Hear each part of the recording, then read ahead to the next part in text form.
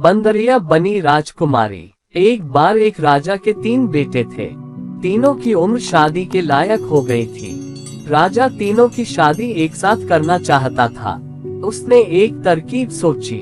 राजा अपने तीनों राजकुमारों को लेकर महल की छत पर गया और तीनों को एक एक तीर और कमान देकर कहा कि तुम तीनों अलग अलग दिशाओं में एक एक तीर चलाओ। जिसका तीर जिस नगर में जाकर गिरेगा उस नगर की लड़की के साथ उसकी शादी हो जाएगी। उसके बेटों ने वैसा ही किया। बड़े और मझले राजकुमार का तीर जिस जिस नगर में जाकर गिरा उनकी शादी उस नगर की राजकुमारियों के साथ हो गई। मगर तीसरे राजकुमार का तीर बहुत दूर तक गया। वह उसको खोजने चला गया। वह कुछ समय के बाद वापस आया तो उसके साथ एक राजा ने पूछा कि यह क्या तुम एक बंदरिया को साथ क्यों लेकर आ गए हो? तो राजकुमार ने कहा कि मेरा तीर बहुत दूर चला गया था। मैं उसको ढूंढता एक जंगल में पहुंचा तो वहां देखा मेरा तीर एक पेड़ पर जाकर लगा हुआ था। उस पेड़ पर एक बंदरिया थी। मैंने सोचा यह क्या, अब मुझे बंदरिया से शादी करनी पड़ेगी। मैं वापस आने लगा तो वह बंदरिया बोली कि तुम कौन हो और यहाँ क्यों आए हो? जब मैंने देखा कि ये बंदरिया बोलती है तो मैंने उसको सारी बात बता दी और बंदरिया भी मेरे साथ शादी करने के लिए तैयार हो गई।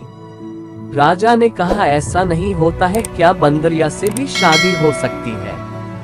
तुम इस बंदरिया को वापस भेज दो। पर राजकुमार नहीं माना। अब तीनों राजकुमारों की शादी हो गई। राजा ने तीनों को अलग अलग महल दे दिया। तीनों अपनी अपनी पत्नियों के साथ अपने महलों में रहने लगे। एक दिन राजा ने सोचा मैं अपनी बहू के हुनर को परखूं। उसने अपने तीनों बेटों को बुलाया और कहा कि क्या तुम्हारी पत्नियां मेरी यह तस्वीर बना सकते हैं? उसने अपनी तस्वीर तीनों को दे दी। दोनों बेटे तस्वीर लेकर अपनी अपनी पत्नियों के पास चले गए और अपनी पत्नी को कहा कि तुम्हें पिताजी की तस्वीर बनानी है। तीसरा सोचने लगा कि क्या मेरी पत्नी यह तस्वीर बना सकती है? वह तो एक बंदरिया है। जब वह घर गया तो उदास होकर बैठ गया था। बंदरिया ने उसको पूछा कि आप इतने उदास क्यों बैठे हो? पिताजी ने हम तीनों को बोला है क्या हमारी पत्नियां उनकी तस्वीर बना सकते हैं, पर तुम कैसे बना सकती हो? तुम तो बंदरिया हो। फिर वह बोली आप चिंता ना करें, कल सुबह तक मैं पिताजी की तस्वीर बना लूंगी, आप निश्चिंत होकर सो जाए।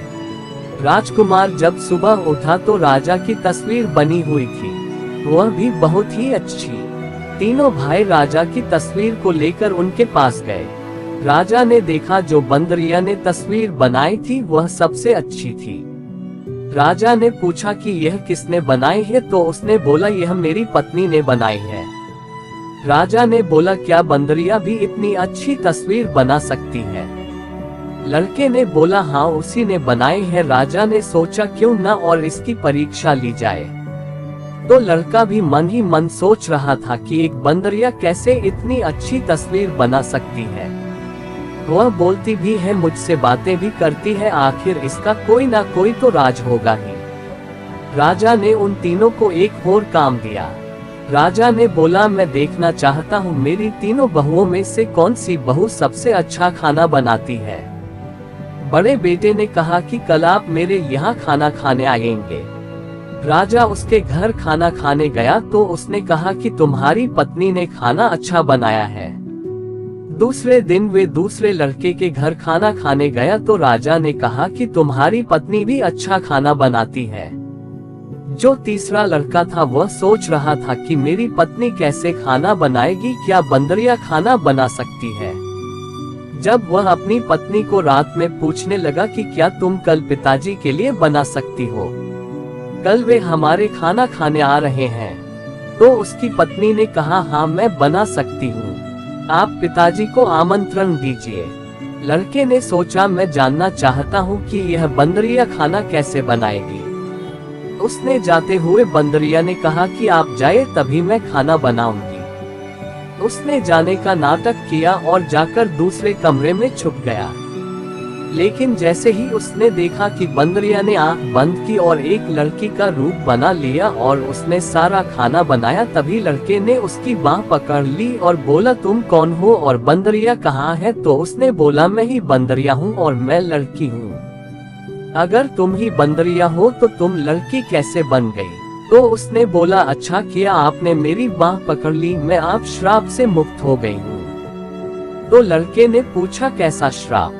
लड़की ने कहा कि जहां आपने मुझे जंगल में देखा था, उस जंगल के पास वाले नगर की मैं राजकुमारी हूँ। मैं एक दिन अपनी सखियों के साथ बाहर गई तो वहां पर एक जादूगरनी मिली। जादूगरनी बहुत ही भयानक थी। मैं उसको देखकर हंसने लगी तो उसे मुझ पर गुस्सा आ गया। उसने कहा, क्या तुम्हें अपनी सुंदरता पर घमंड है? जाओ, तुम बंदरिया जैसी हो जाएगी। तब मैं रोने लगी तो उसने बोला, जब मेरी कोई बाह पकड़ लेगा तो मैं असली रूप में वापस आ जाऊंगी। अब मैं मुक्त हो गई हूँ, इसलिए बंदरिया नहीं बन सकती। लड़का खुश हो गया। जब खाने का समय हुआ तो राजा खाने के लिए आया। तब उसने देखा कि उसके लड़के के साथ एक बहुत ही सुंदर राजकुमारी बैठी थी। तब राजा ने पूछा कि यह राजकुमारी कौन है और तुम्हारी बंदरिया कहाँ है? तब लड़के ने सारी बात बता दी।